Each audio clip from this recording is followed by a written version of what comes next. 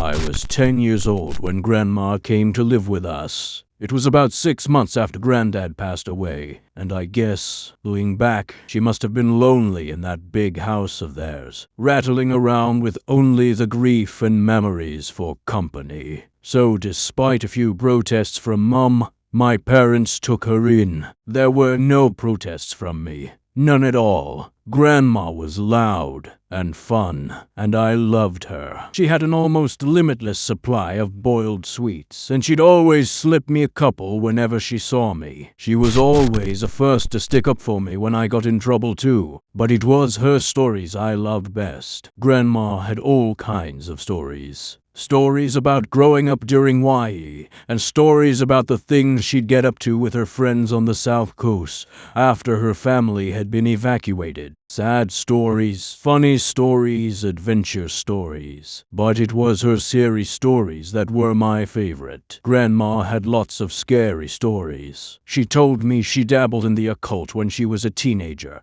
trying out Ouija boards with her friends, tarot cards, fortune-telling, all that stuff. Most of the stories I'd laugh off or forget about not long after she was done telling them. But there were a couple that really did spook me a bit. I was only 10 at the time, you have to understand, and Grandma certainly knew how to bring the stories to life. She'd shut off the lights in my room, so only the glow of the night sky shone through the curtains. Then she'd shuffle in real close. Close enough so I could see the wrinkles on her face and smell the boiled sweets on her breath. Close enough so her deep blue eyes could stare straight into mine. She must have given me nightmares with a few of those tales, but now, years later, there's only one that I can still remember. Only one that stuck with me. The story about the shower and Mr. Longfingers. Grandma told me about Mr. Longfingers one night after I asked about her baths. Grandma used to love her baths. She'd spend ages in them, light candles and incense,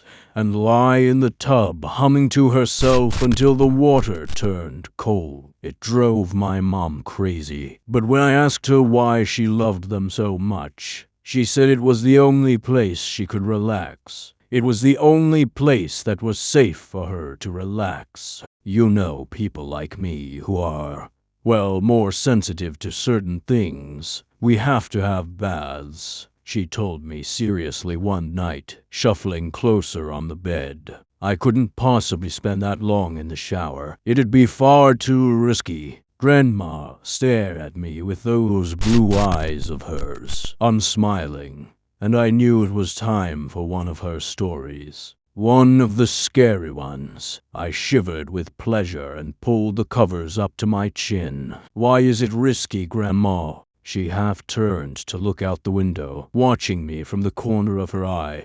Pausing for effect, I waited, feeling my heart rate pick up ever so slightly in my chest. Well, she said after a moment, it's only risky if you close your eyes, of course. If you close your eyes for longer than 10 seconds. What do you mean? Why? Well, do you ever play that game in the playground with your friends? The one where someone turns their back and the others sneak up on them when they're not looking. I nodded, and Grandma nodded back. Exactly. So that's what it's like in the shower, when you have your eyes closed. That's what it's like with Mr. Longfingers.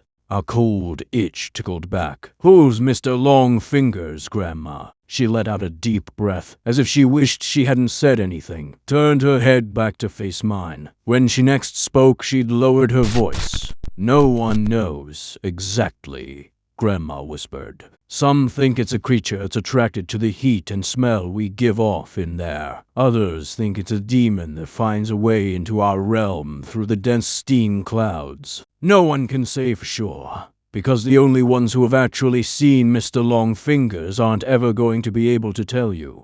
I pulled in a breath. Why not? Grandma shuffled closer along the bed and leaned towards me, leaving my question hanging in the air. Don't you worry about it, sweetheart. Don't worry your pretty head. As long as you remember the rules, you'll be fine. What rules? Well, when you're in the shower, you try not to close your eyes for too long. 5 seconds is fine, and 10 is just about okay too. But any longer than that. Yeah? Then what? Well, any longer than that and you may just start to feel something in the room with you, something watching. And if you ever go longer than 15 seconds, that's when you might start to hear a noise too. Hear what? The soft tap tap tap of fingers on glass. Fingers drumming against the glass door of the shower. If you do ever hear that noise, God forbid, will you make me a promise? What, Grandma? Promise me you'll never open your eyes. I barely slept that night. Hardly at all. I'd close my eyes and try to relax. But every time I did, I'd imagine a face pressed against my bedroom window, staring in at me. And when I did finally get to sleep, I had nightmares. Bad ones. I had them all week, in fact. Dreams about disembodied eyes watching me in the dark, and long fingers reaching out to touch my exposed skin. It wasn't any better when I was awake either. Not really. The shower was the worst. That's when Grandma's story really got to me. I'd never thought about it before, but suddenly I had trouble shutting my eyes in there. I'd be standing beneath the beating water, shampoo running down my face, and as soon as I squinted my eyelids closed, I'd hear Grandma's words running through my head. 5 seconds is fine, and 10 is just about okay too. But any longer than that, I'd rub my hair fast, feeling the shampoo dripping off my chin, and as soon as I'd counted past 5 seconds, I'd feel it. A sort of pressure, not a feeling of being watched, exactly, but something close to that. I'd run my fingers faster and faster through my hair, frantically trying to get the suds out, and the ready blackness behind my closed eyes, coupled with the rush of water in my ears, would feel like a held breath, like the silence before a scream. The seconds would race through my mind, and I'd be so desperate to open my eyes again that I'd sometimes do it before my hair was rinsed fully clean, and my eyes would sting with shampoo. But before I shut them again, I'd always be sure to peer out through the stained glass door of the shower cubicle, just to make sure I was still alone. It wasn't long before Mum realized something was up. She heard me crying out in my sleep one night and came in to comfort me, asked me what the matter was, and it all came out. I told her about Grandma's stories, and about Mr. Longfingers. She got this look on her face when I was telling her like she used to get with me when I'd made her really mad. This wide-eyed, angry look. Only this time she wasn't angry with me. She was angry with Grandma. My parents' room was next to mine, and sometimes if I pressed my ear against the wall, I could hear them talking in there. Soft whispers. That night, though, after Mum was satisfied I wasn't scared anymore, and she'd gone back to her room, the whispers weren't soft at all. Oh, no. I heard Mum hissing to Dad about Grandma. About the stories she'd told me. Mum's voice floated through the wall, sharp and crisp. You know what your fucking mother said to him now, don't you, Simon? Dad's response was an unintelligible mutter. She's told him there's a monster that'll get him if he shuts his eyes in the shower. A monster. The poor kid's been having nightmares about it all week. Seriously, Simon.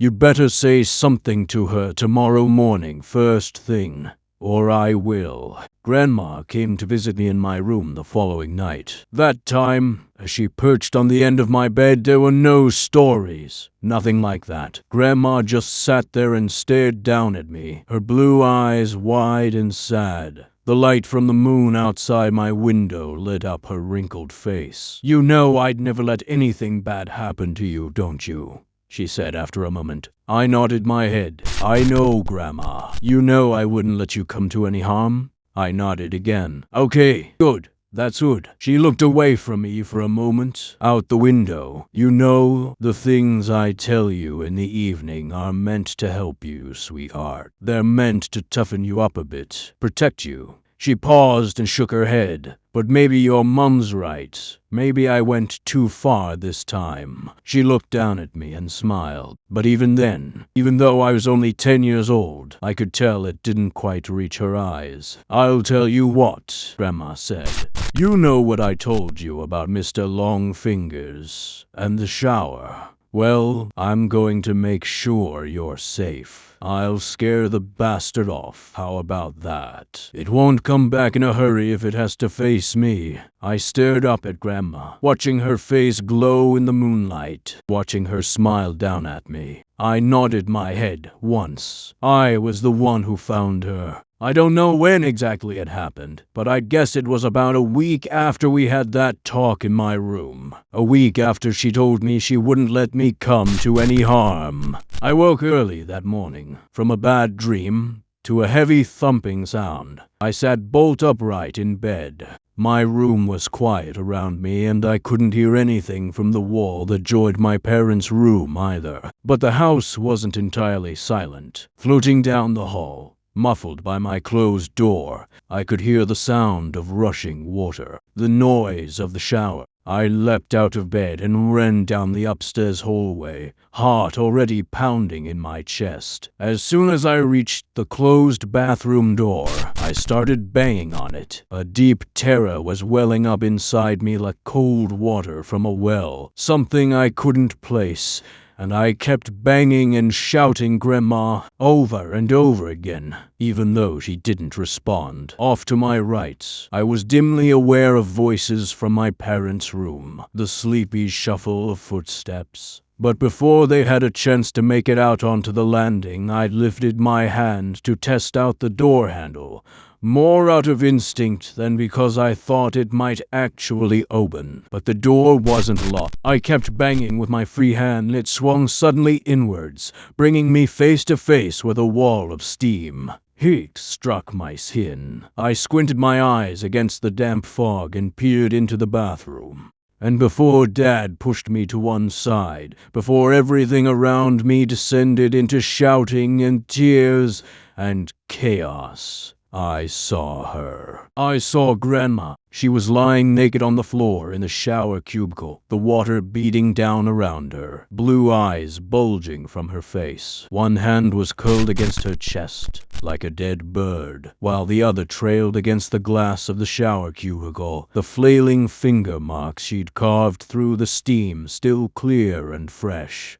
It was a heart attack that killed her. That's what my dad told me. He said Grandma was old, and the thing had struck her quickly and suddenly. She would have died fast and without pain, Dad said. She wouldn't have suffered. I knew better, though. Even as a 10-year-old kid, I knew better. And years later, writing this as an adult, I still know better. I also know my wife and kids resent me for refusing to have a shower in the house, for insisting everyone take baths. They pretend it's okay, and they humor me, but I can tell they don't really understand it. Not at all. My wife thinks she does. She thinks I still carry the trauma of seeing my grandmother dying in front of me when I was little. I guess she's right, but she doesn't know the full truth. Nobody does. And no one would believe me, even if I told them. No one would believe me if I said the reason I don't take showers, the reason I haven't had one since I was 10 years old, isn't because I'm scarred from the sight of a dead body. It's because all those years ago, when I crept back into the still hot bathroom after the paramedics had taken Grandma's body downstairs, I made sure to check the marks her fingers had carved through the steamed glass of the shower cubicle. And those marks weren't just on the inside.